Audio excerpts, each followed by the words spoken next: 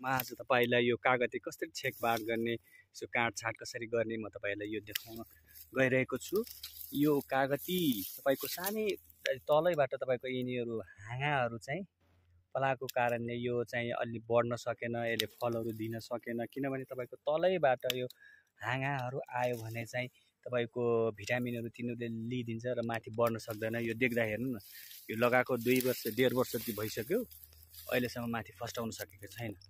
यस कारणले यिनी काटछाट गर्नुपर्छ। तपाईलाई म देखाइरहेको छु।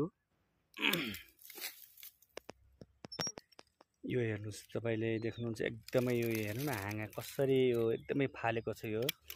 यसकारण यसलाई काटछेक गर्नुपर्छ। यो काटछेक गरेन भने चाहिँ यो माथि फस्टाउँदैन, तपाईको भुइँमै लडिराख्छ।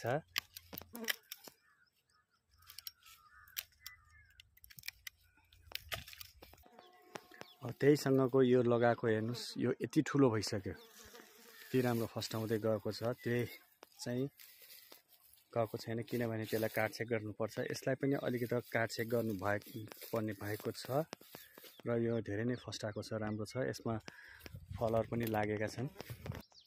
यो फाइनल तपाईले अघि काटछाटको मैले देखाएको थिएँ, अब यो फाइनल भयो। यसरी काटेपछि तपाईको यो चाहिँ अब फस्टाउँछ। यसमा हावाहरू छिर्ने भयो, यसले राम्रोसँग अक्सिजन दिने भयो। यसै गरी काटछाट गर्नु होला, तपाईको कागती राम्रो हुनेछ। हस् त, धन्यवाद।